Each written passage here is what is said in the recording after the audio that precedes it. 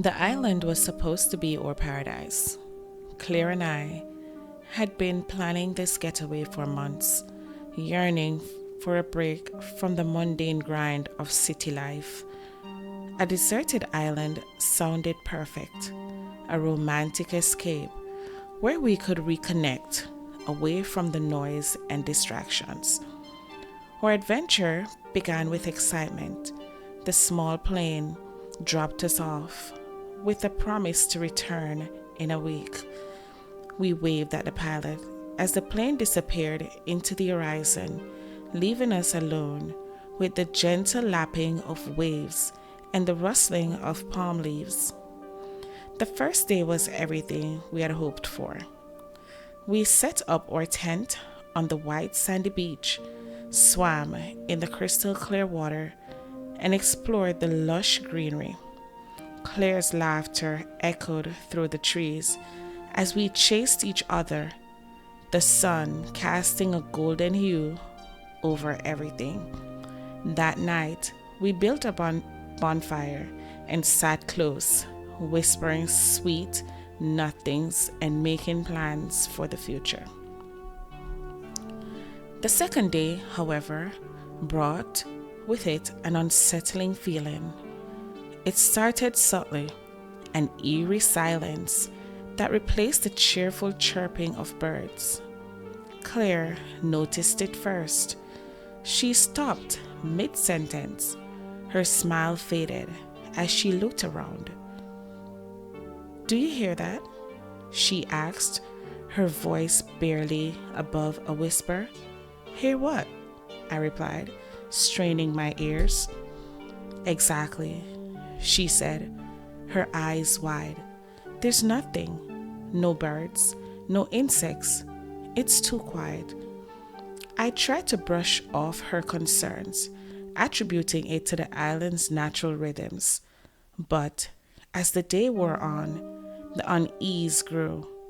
We found strange markings on the trees, symbols that looked like ancient and menacing.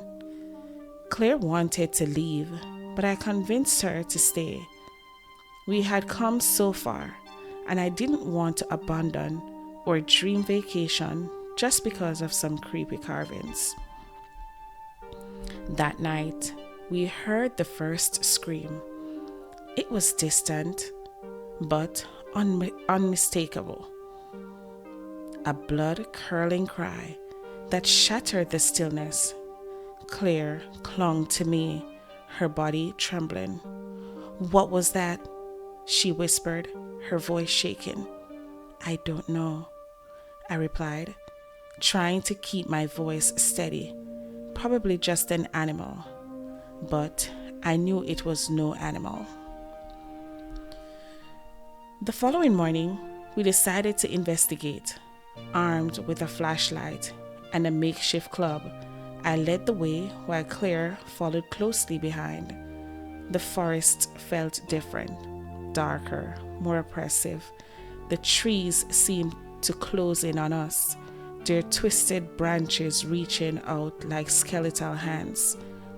We followed the sound of the scream, our steps crunching on the underbush. The air grew colder, and a foul stench assaulted our nostrils. We finally came upon a clearing, and what we saw froze us in our tracks.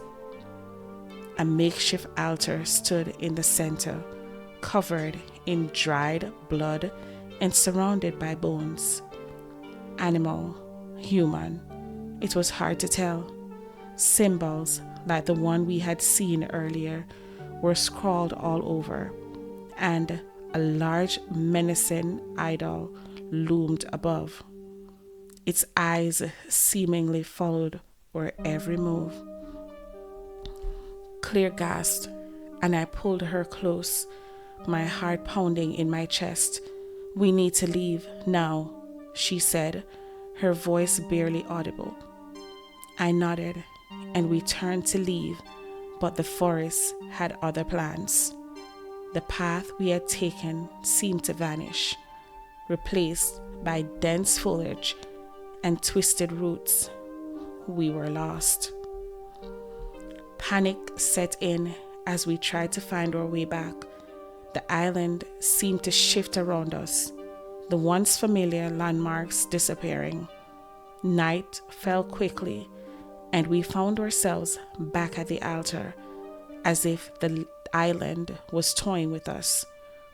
We spent the night huddled together, the darkness pressing in on us.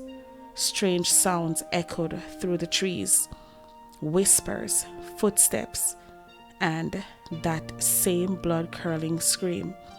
Sleep was impossible. Every rustle, every snap of a twig sent our hearts racing. By the third day, we were exhausted and terrified. The island's malevolent presence was undeniable.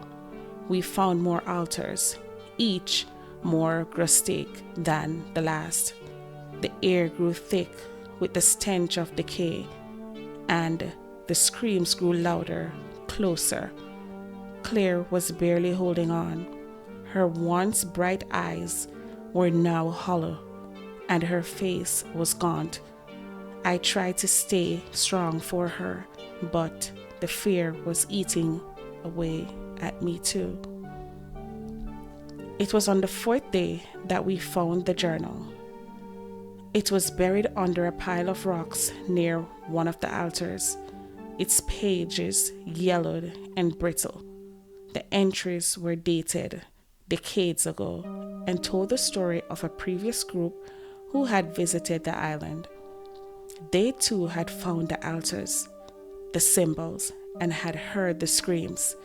Their final entry spoke of a ritual, a way to appease the island's spirits. The ritual required a sacrifice. Claire read the journal with trembling hands, her voice breaking. "We have to do it," she said, tears streaming down her face. "It's the only way to survive." I shook my head, refusing to believe it. There had to be another way, but as the days went by, our situation grew more desperate. The island was relentless, driving us to a brink of madness.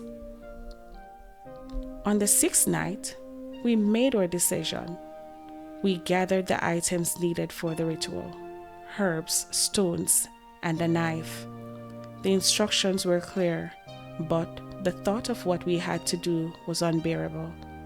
Claire volunteered, insisting it was the only way. I argued, begged her to reconsider, but she was resolute. We performed the ritual at the main altar, our hands shaking as we followed the steps. The air grew colder, and the screams grew deafening. In the final moments, Claire looked at me, her eyes filled with love and fear. "Promise me you'll make it out," she whispered. I nodded, tears streaming down my face. With a final kiss, she closed her eyes, and I did what I had to do. The island immediately responded. The ground shook, and a blinding light enveloped us. I was thrown back, unconscious. When I awoke, the island was silent. The altars were gone. The symbols vanished. Claire's body was nowhere to be found. The seaplane arrived the next day, finding me on the beach, broken and alone. I was rescued, but I left a part of myself on that island. Claire's sacrifice haunted me, a constant reminder of the horrors we faced.